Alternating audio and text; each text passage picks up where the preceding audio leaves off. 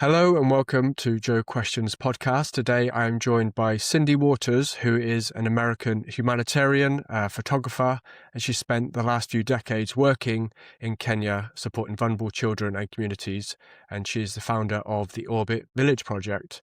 How are you, Cyndy? I'm great. Wonderful to talk with you, Joe.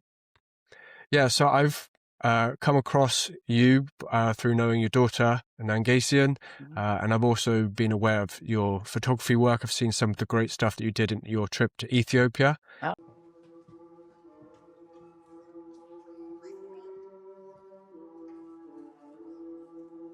which oh, I was thank you. very jealous of.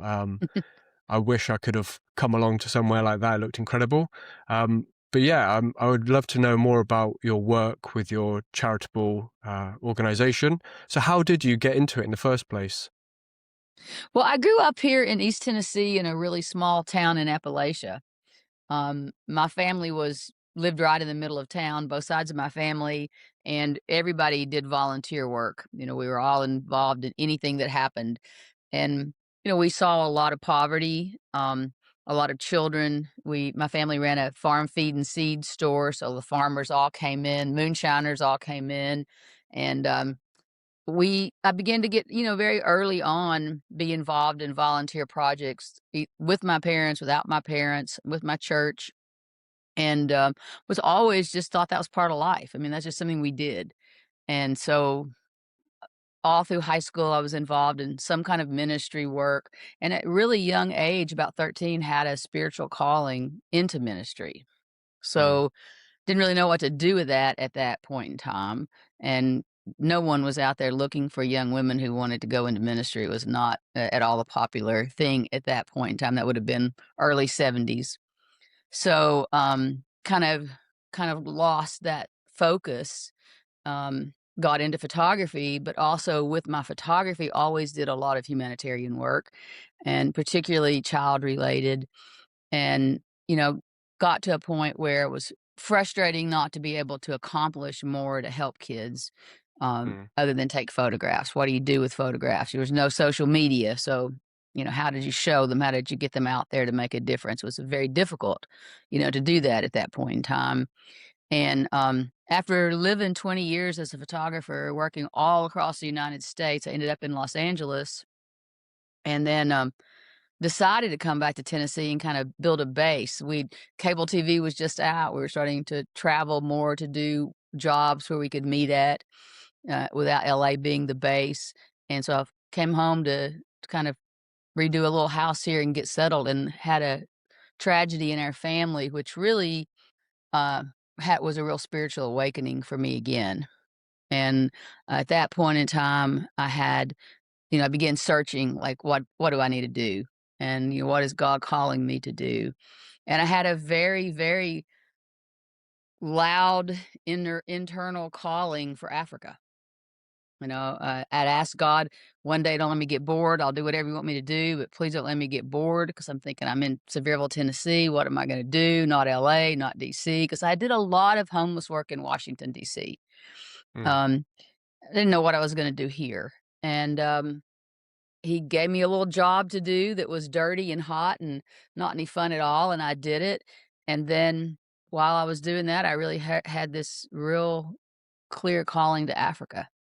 And that was during the Rwandan genocide, so I tried to get into Zaire to work in a camp where kids were showing up, Mm.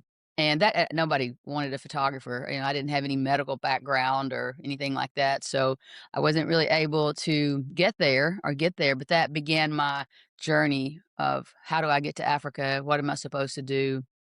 Eventually, my church came alongside of me and had an invitation to go to a church planting work in Kenya from a church in Texas. And they're like, "Oh, yeah, there's no war in Kenya. Let's help Cyndy get there." And that's how I got to Kenya. So what was it like on your first trip when you got to Kenya? Did you have an idea of that you wanted to set something up, or were you just going as part of something else? Yeah, I knew I was going to Africa for a reason.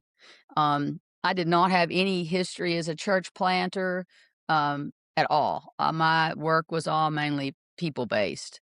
Like I said, in Washington, D.C., I really learned a lot about volunteering. I worked in a big homeless community as a volunteer, and I saw a lot of bad volunteers. Mm. So a lot of selfish volunteers coming to do what they wanted to do. And I started really looking into there. How do you volunteer and be useful? You know, what's a volunteer about? How do you serve people who can't pay you or might not even like you? Um, and I learned a lot. So I was equipped with that only, really, and a very strong relationship with God where I just heard him. You know, I just felt his lead. I knew what he said. If he said stop, don't go, I didn't go. You know, I could be frustrated at the end of the day and wake up refreshed and motivated again. So those were my tools really that I had to serve. Um, and they tended to be very useful tools in Kenya. So when we first went, we went out to this beautiful place called Ngong, which were out of Africa was filmed, and I had seen that, many times. So I thought, wow, Mm. this is not really a mission trip. It's a beautiful place. And then the next week, I ended up in a rock quarry where there were so many kids. There were like 14 quarries on the ridge of this big plateau outside of Nairobi, and none of the kids had schools or churches, or they were mainly children of second wives of men who came in from, the country to work. All their money went home to their wives and kids, and these women and kids were just there with nothing. And that's where we went to start a church, and that became the Orbit Village Project.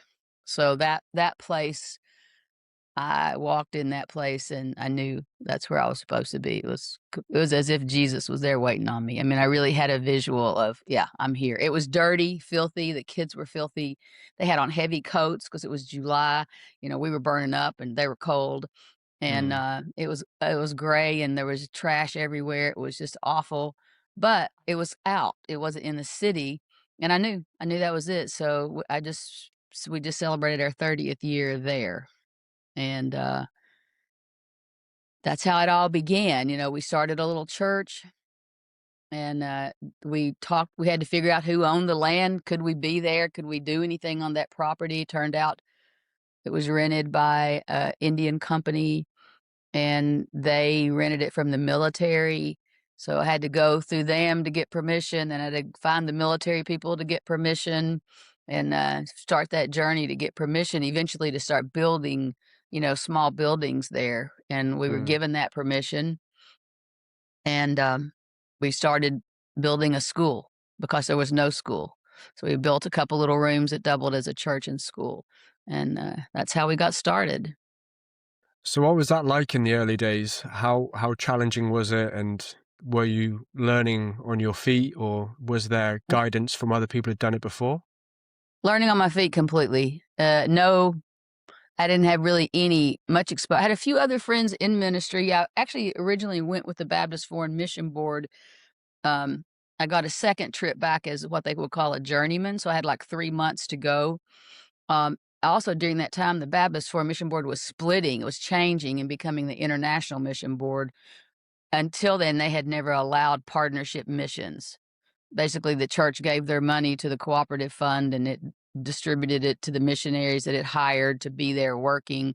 Churches couldn't connect with a church in another country and work.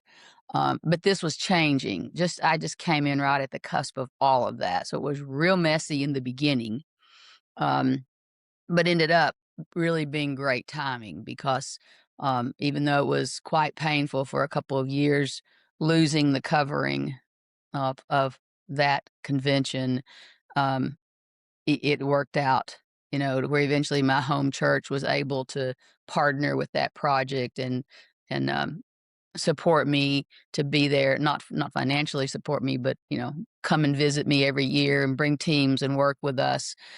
Even though the Foreign Mission Board didn't fund it, our church was able to get very involved in it. So we went through some really, really rough times. But in retrospect, when we look back, there's a lot of decisions I had to make without having to get permission from Mm. anybody to make, which would have been very hard to get permission for, like starting a children's home.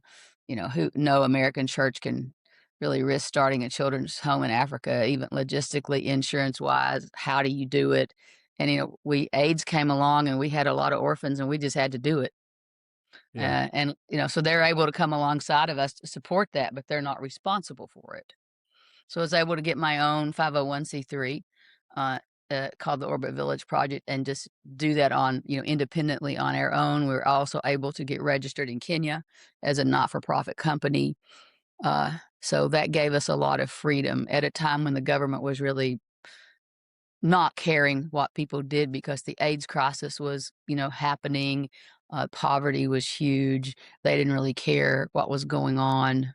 Um, if you came in to help, they welcomed you, but they didn't assist you.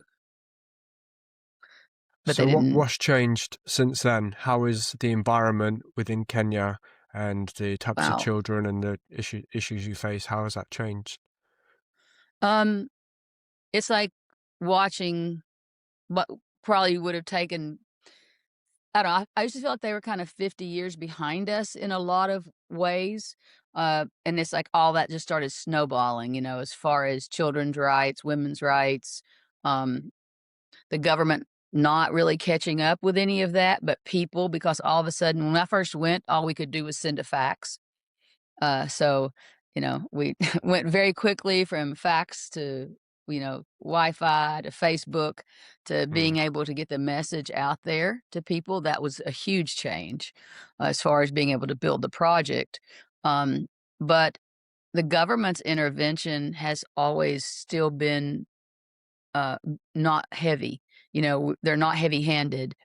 Sometimes they scare you. Maybe you're going to come in and close you down or come in and charge you all this money or make this or that happen. But in the end, if they see as long as the children's services knows you're doing okay and you're taking good care of kids and the school knows your school's nice and the kids are going to school, even though you might not have everything they want you to have, they're still lenient.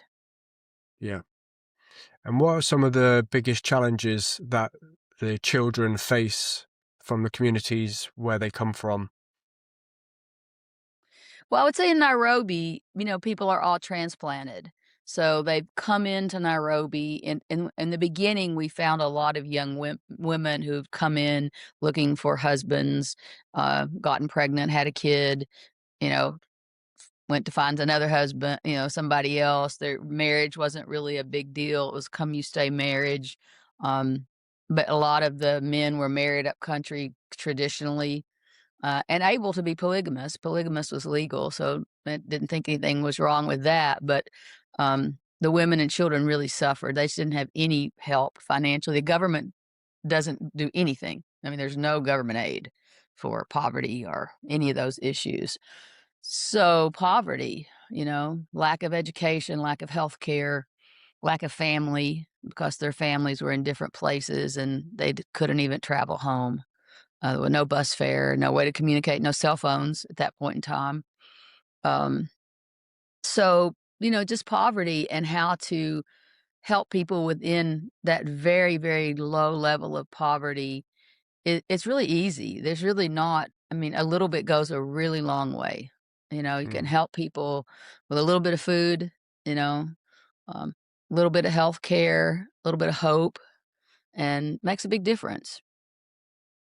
And what's it like for you personally, being such a key part of these children's lives and sort of seeing them develop, knowing that they are going into a world that is not really looking out for them? Um, I think most of the kids when they're little face a very harsh world. And hopefully it will get less harsh as they get older, which I don't think is true in America. I think it's the opposite.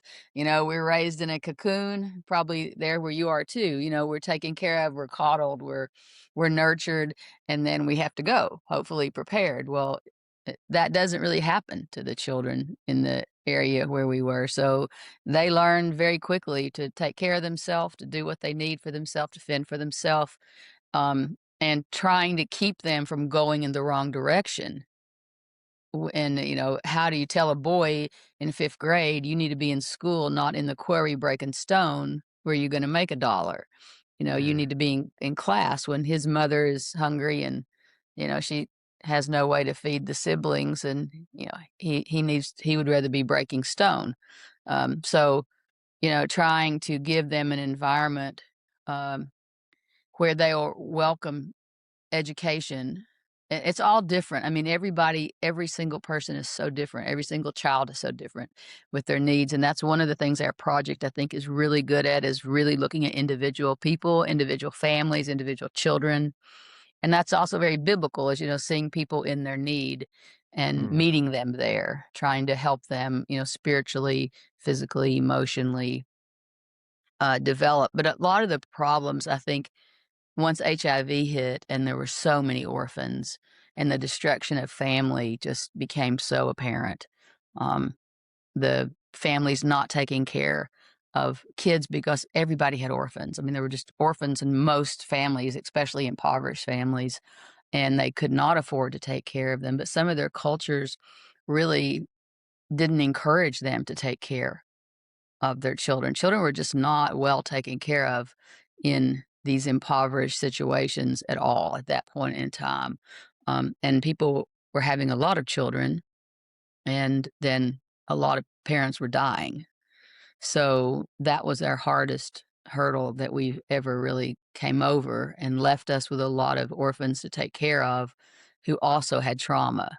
So I would say if you took one of the worst things possible that we've had to deal with is trauma, Yeah. individual trauma in people. And I don't think that we're prepared to do that well. Um, so you have to work around it with love and food and trying to teach people to heal from within in their own way, spiritually or whatever, because it's a very hard thing to do. Um, and love and food and education goes a long way, but then the fear of them facing that trauma and how that will act out as adults is something that's worrisome.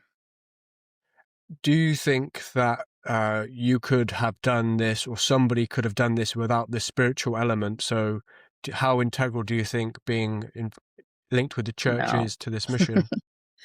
I think being linked to God, I don't know that being linked to a particular church has anything much to do with it. Me being linked to a church who supported me, had Mm. a lot to do with it.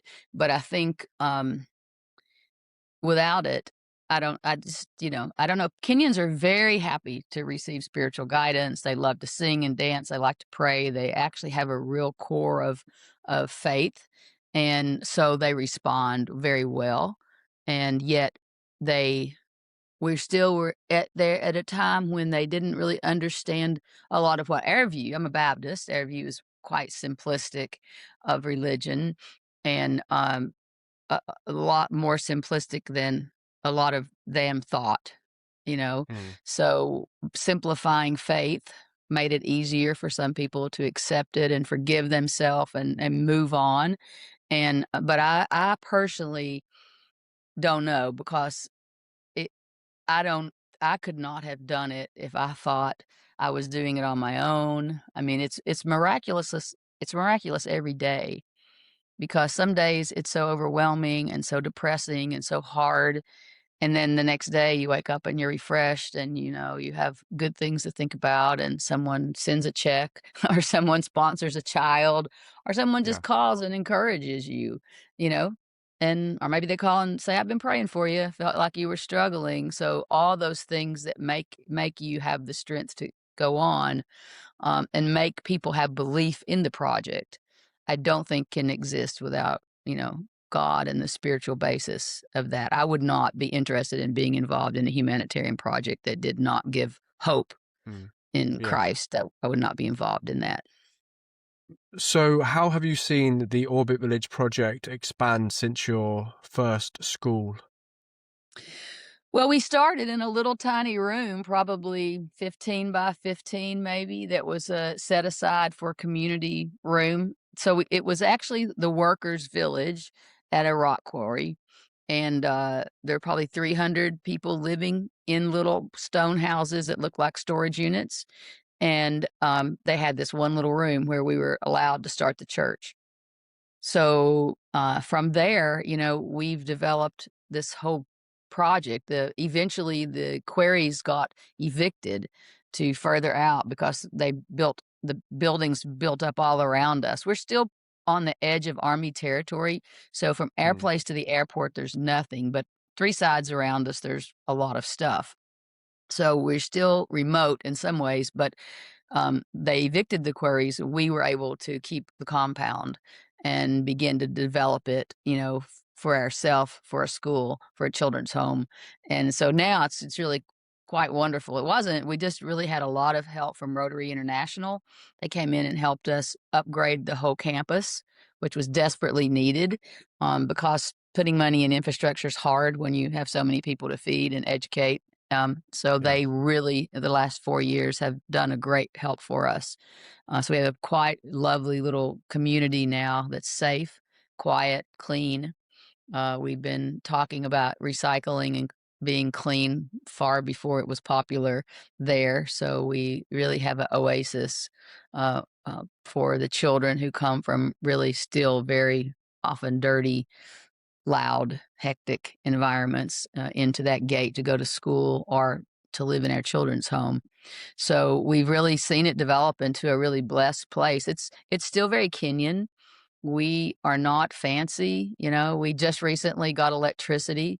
Um, we put in a solar grid for our 30th birthday, and so we have electricity everywhere now. We've really struggled without that. That was a political thing, being on military land, just a crazy political move that we couldn't get it. We also have, our own well there, so we have water, we have greenhouses, we grow a lot of vegetables and tomatoes, have a lot of space for kids to play. And so it's been a struggle because the educational system is in real turmoil in Kenya. They're always making changes. It costs us a lot of money, and it doesn't help the educational level. Mm. I do feel like the Kenyan curriculum is dying. Should be totally revamped. They revamped it a couple times. It just gets worse. A lot of schools are switching to British curriculum. Um, the baccalaureate, other curriculums are coming in, but that's a place we wish we were. We're not. I wish we could Yeah. change curriculums. We teachers in our area are not really trained to teach that curriculum, so it would be hard. But the keeping up with the educational system now is very difficult. The government just makes changes almost every year to how they're structuring the classes. They're switching to this competency based education that was supposed to be for primary school. Now they're taking it into high school. The average grade of a senior who takes their final exam is a D. So it's a very struggling educational system right now, and it's hard to know what to do. We have a church in Raleigh, North Carolina, Trinity Baptist, that's joining with us now, just recently partnered with us, that are going to try to help us make some educational changes in the near future. So we're looking to more help from outside of Kenya to how to really upgrade the educational system. I think that's our biggest struggle at the moment. So I've seen on the website that you're close to a place called Matare Valley. Have I Uh, said that correctly? Mathari. Mhm. Mathare, yeah. So what is life like for people in Mathare Valley? Well, Mathari Valley is totally different than Orbit. We actually have 3 locations, so they're all 3 completely different environments. But Mathari Valley is a massive slum right on the edge of Nairobi, down in this valley and up along the edges. We got involved there after post-election violence in 2008, when lots of fires happened, lots of fighting, people lost their homes. We went in to work at a camp. Again, it was kind of like my original calling had involved these camps in Zaire. And I saw, oh, there's camps in Nairobi, maybe that's what I was imagining or envisioning. Mm. So let me go. So we went and we began working in this camp for displaced people, which became just a fabulous experience. The people were so appreciative of just the smallest help. And so we began working in that camp. Eventually, the Red Cross asked us said we could start like a cell church, which we began. We were there for 8 months, and then one day they flattened the camp, and people were homeless again. It was mainly older women and disabled men or disabled younger people, because the others had gone back to relatives or somewhere. But a lot of these older women had been able down in this valley to build these little lean-to shacks that they rented out, and those were gone and they weren't allowed to go back. to do that. So, anyway, from that, we ended up starting a church, turned it into quite a large church. Now it's our most thriving church of our 3, and, the people there are really hardworking people, but it's also hit very hard with alcoholism. The valley Mm. People in the valley make homemade alcohol, which is true all over Kenya, but they make it out of really filthy sewage water, and it's just alcoholism is rampant. It smells like alcohol. It's just really heavy. So we began seeing uh, people come to church, people experience salvation, and people get sober. And it was like, boy, okay, that's great. How do we get this to more people? So we started a drug and alcohol program. It's very simple. Again, we're not a fancy organization, but they come and we feed them 1 day a week and we talk to them and we minister to them, and we've seen a lot of people get back on their feet. Again, hope. I Mm. found that what hope means to me is not what it means to anybody else. But boy, a little piece of hope to grab onto can just change the world for somebody. And, that 1 day a week of coming in and getting fed and being loved on and comforted is enough to help a lot of people start turning their lives around.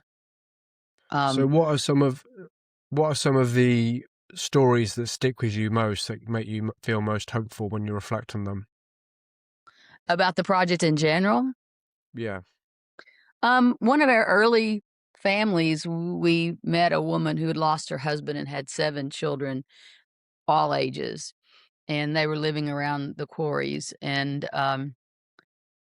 we saw them there. They began following me around. One of the little boys would run up and down behind me as I would go, and eventually we hired her to work in our kitchen, and she's about to retire, and all 7 of her kids are grown, some well educated, some just basic education, but all working. The youngest one is actually gonna graduate from the university as a pharmacist in the next year.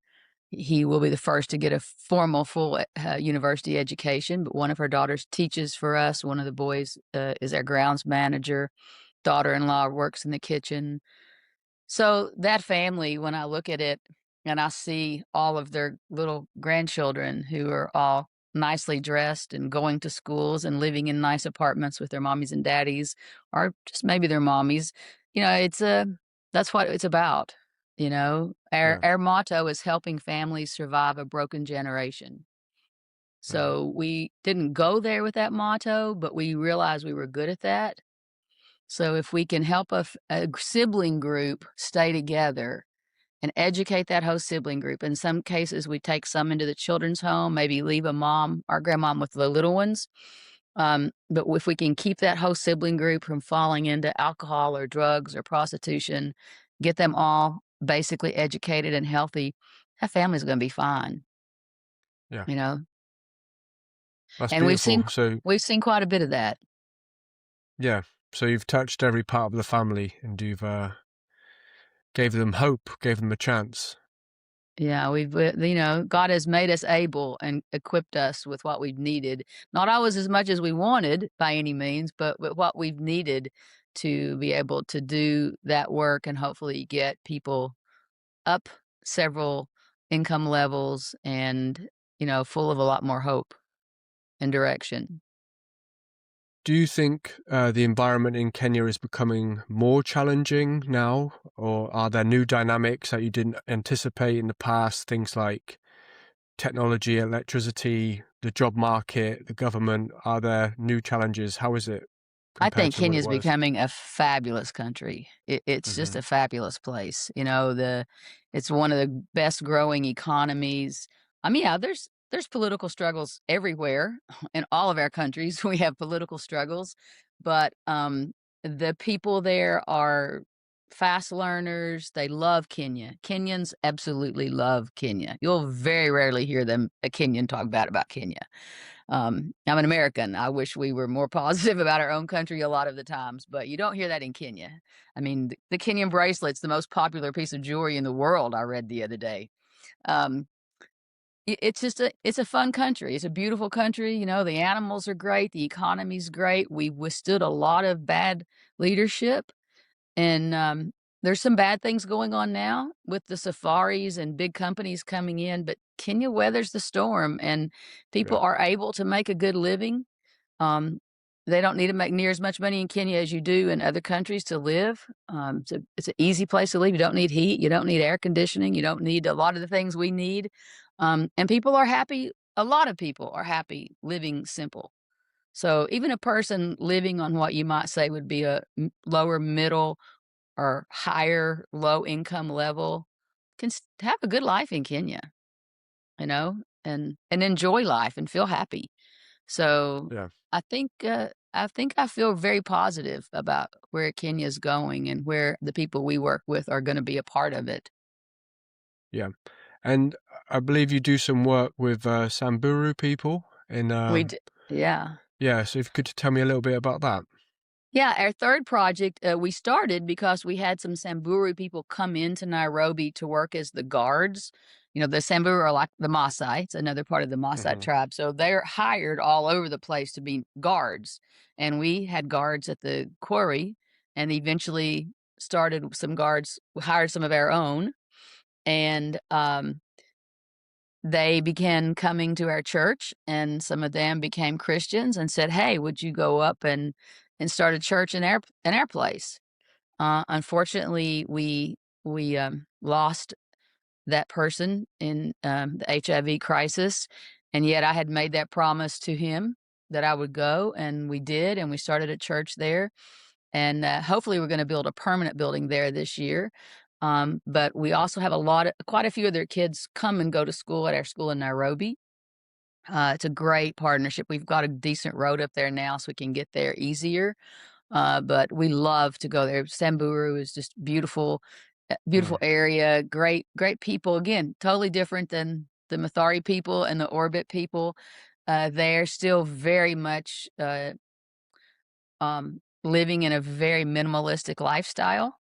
Of course, cows and goats and sheep are very important to them, but really a great people group to work with. So we're hoping that we'll be able to develop that project there a little more. There's still a lot of women getting married very young and having a lot of children. That hopefully we can offer the women education because a lot of them are not getting it. And then now they have kids who they want to help read and work with and maybe help curb the number of children a little bit so their bodies will, not be in such peril that they are. Uh, Yet, they're also being really challenged, probably more than any of the people, by what's happening and how the country's changing, and they're trying to hold on to their culture, and that's difficult. You know, a lot of kids are leaving, and that's very sad when, people leave, often go into a city and they're not equipped for it. Then Mm. you really find people falling into alcoholism and debt and, uncertainty, um, and afraid to go home, Yeah. embarrassed to go home.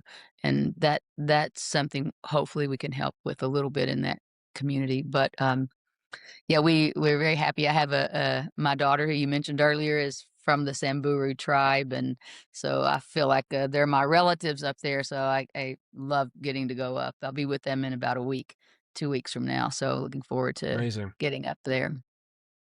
Yeah, I think it's a common theme that there is this struggle coming from very rural conditions and then fitting into urban environments, and that naturally they enter at the very lowest strata of it because they don't have the contacts, they don't have the education that allows them to fit into the job market, Yes. and then because they're so detached from their culture and where they did have comfort and status, there's a sense of despair, and there's all these temptations and also risks of alcoholism and drugs and prostitution Yeah. and trafficking. And I think it's something you're seeing with people becoming more urban, these people almost like the last people to enter that world. Yes. Very true. And, the fact that alcohol is made by things people grow, it's very easy to get, but Yeah. it's a very dangerous alcohol. and a lot of people are poisoned from it, and, of course, a lot of people have just basically genetic alcoholism, and once they start drinking without help, they're in trouble. Other people drink and walk away from it, but some of these people get stuck in cities in a level of alcoholism they can't begin to get out of, and there's no AA. There's Yeah. very, very few resources for people dealing with drug addiction or alcoholism, except for the wealthy. Obviously, the wealthy have their ability to find those things. Um, but yeah, Kenya, I mentioned Ethiopia briefly. That's one of the differences I see in Ethiopia is the tribes are really starting to demand the ability to have their own laws about how they continue to be tribal, not having to go to school, being able to move more slowly out of Mm. their tribal living. And I really think there's a lot of good in that. I don't think everybody's ready to start school at the same time. When I was in the Yeah. first grade, they passed a law in my home state that you had to go to school till you were 16, and I had a 16-year-old and a 15-year-old in my first grade class, and, they dropped out in second grade.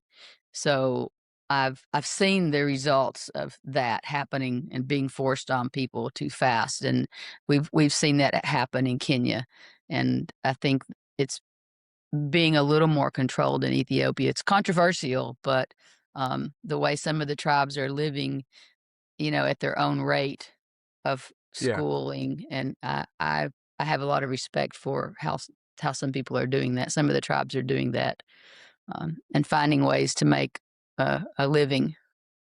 Yeah. Well, in Ethiopia, there's something like 180 different tribes. There's Yeah. just so many different types of identity, and I think they have their own unique ways of life, but they are also able to sustain each other in that respect, which Hmm. means they're not in all cases, but they're able to make sure they're not as vulnerable, so they don't have to find work or do stuff. So therefore, they can set their own rules because they can Yeah. sustain that culture. A lot of people who can't sustain culture have to enter another person's set of rules, and then Right. naturally they start at the bottom. Um, Yeah. so, what are you working towards next with this project? What are your future ambitions, and what are you working towards? Well, I think now that we've gotten our project in a good place, the infrastructure change and the water, we have water. We just finished a well by Rotary at our boys' home, so we have water and electricity everywhere. We have nice classrooms, so we're really focusing on really trying to tackle this issue of education and how to get kids better educated. Um, I have three adopted Kenyan children, and they are brilliant. My daughters far surpass me, uh, and are educated way beyond me, and they came from this environment. Yet, there's so many kids there that are just pushed aside and called slow learners, and the whole idea of teaching someone who doesn't learn the exact way a book says, it's just not being done. I'm sure in some good schools in Kenya it is, but it's not being done in, Mm. the lower income areas. So we're really looking at trying to make a difference in that so more kids can make the grades to get into universities. University is not expensive in Kenya. We have a sponsorship program. We have more sponsors now paying for their kids to go on to university than we ever have. $4,000 a year, literally, you can pay for someone to go to the university and to live in Wow. Kenya. That's not very much. Yeah. So maybe you start sponsoring a kid when they're in first grade and you sponsor them all the way through. You can put that aside by the time it's time for them to go to university and be able to get them there. And, they'll be working and doing fine within a couple of years. So I think we're trying to look at that piece more, how to really upgrade the educational level, and also, very much so, we're very much into art, photography, music. We have very, very creative children. How to, keep the kids who aren't going to go on to college doing things they love and being creative, and if they just want to have a farm and grow vegetables, how do we help them do it Yeah. more organically and safer, and to make a little more money at it and grow some new things that they hadn't thought about before. So, just again, personalizing it as much as we can for these individual families to really become, successful and healthy and happy. Um, with a very changing country, they have a really good opportunity. Everybody has Yeah. a pretty good opportunity right now in Kenya to still grab on to, where the country's going. If they have a little bit of education, speaking English is always a big benefit there now that it's their Hmm. national, trade language. So our kids speak pretty good English, which helps them out immensely. Um, so yeah, I think that's our main goal is to just do better, kind of stay how we are, but just do better.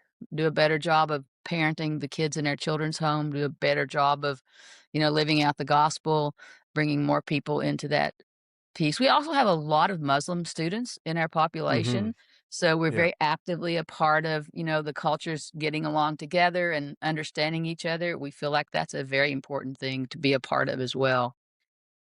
Yeah, absolutely. If people are listening to this, how can they help further support this mission? Well, we have a sponsorship program that's great. People love sponsoring our kids because it's very personable. You can write them and be very much in touch with them.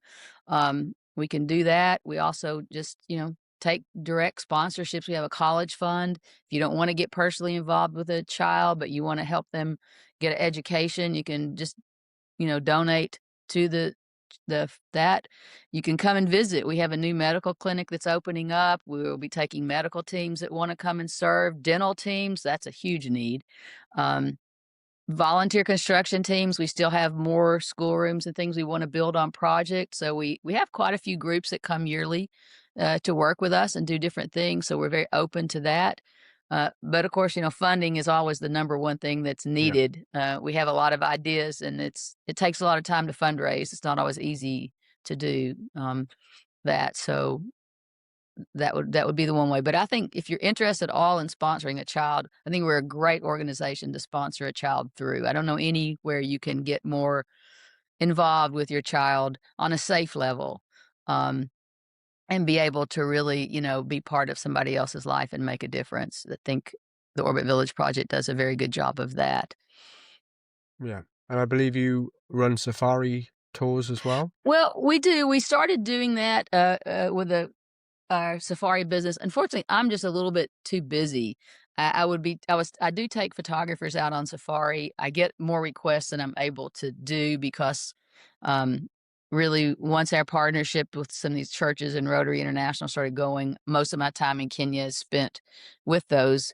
I do try to Mm. take a few people out a year, but safari in Kenya is really going through some changes. So I'm kind of just taking a breather and looking back and waiting to see how that's gonna develop. Also, as a photographer, I'm working on a book on Ethiopia, and I'm a little bit selfish to keep what time I have free out shooting my own things right now, um, in other parts of the world. Yeah, I saw some of the photos of the coffee trade in Ethiopia. It looked amazing. Such a Yeah, rich, like colorful environment. And I think I saw a photo of an old gentleman on a hillside in a valley, and that was an incredible mhm. photo. Oh, I'll thank have you. to, if you could share that, I'll Yeah. have to add this to the video. Yeah, yeah, yeah, this is good. This is nice. Oh, yeah, love it. Love it. More casual.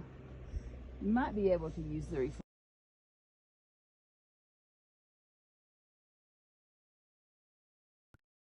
Okay, I'll have to think of which one do you remember what he was doing? I think he had an animal next to him. He looked very proud, very traditional, very Oh, proud. okay, I think he was in the Simeon Mountains, maybe. Yes. Yeah, Yeah. incredible. Okay, I'll do that. Yeah, I also feel like, I was just in Antarctica, and that was Yep. new to me, but, I'm just trying to get some serious traveling in while I can, and, um I'm a grandmother now with a 3-year-old, and I can't wait in the next couple of years to get him in Africa to see, where his daddy came from and begin, my daughters are a huge part of my project. Mm. My son is mainly in America, but my 2 daughters have volunteered their whole lives at the Orbit Village Project and have helped me. They're board members. They're intricately involved, so that's a great boost for me knowing that, they care about it and wanna do so much with it, so, um, hoping to get the next generation involved too. Beautiful. In closing, would you like to offer us a message of hope based on everything you've done through this mission, this work that could help spread some positivity in the world right now? Yeah, I believe that, within each of us, we really have the power through faith and through Christ, in my personal belief, to have a real supernatural power that we don't really have self-control over, but it's bigger than us. And looking to motivation, from God in my case, as my spiritual leader, I've been able to do things I could never have done. And I've been given a life that's amazing. I love my life. My children have come from this, and we've been able to see people's lives changed just from going, doing and going and listening to that inner voice that tells you what to go and do and where to go and do it. And I think everybody has that. So if you're bored and you're sad and you're worried about everything, look inside of yourself and tap into that supernatural power and get off the couch and do something. Don't just complain about what's happening. You can't fix everything, but you can fix one small part. You can help somebody to make a difference somewhere. And I think that we all should consider ourselves born to be volunteers. Beautiful. Amen to that. Thank you very much. You're It's welcome. been a pleasure speaking with you. You're an incredible woman. You're doing amazing things in the world, and you should be very proud of yourself. So, thank you for your time and for your experiences and your wisdom. Well, thank you for asking and for being interested. I really appreciate it. You're welcome. And I hope to visit one day. I hope to come down to Orbit Village Project. I'd love it. Uh, Yeah, you would really enjoy it. I would love the chance to play football with some of the kids. Yeah. Absolutely. I have to bring a goal or something. Yeah, we have a pitch there, so they're ready for you. They're always ready for football. Good. I'm competitive, so just Okay, warning you. Yeah. great. Come on over. We had a high school student from Tennessee last year raise almost $3,000 and come Wow. and buy really quality balls for him and fix our pitch for us. And we had tournaments the whole time he was there, and he bought big medals for all the kids, and it was great fun. So they're ready. Perfect. Sounds good. All right. Well, thank you for your time and hope to speak to you again. All right. Thank you very much, Joe.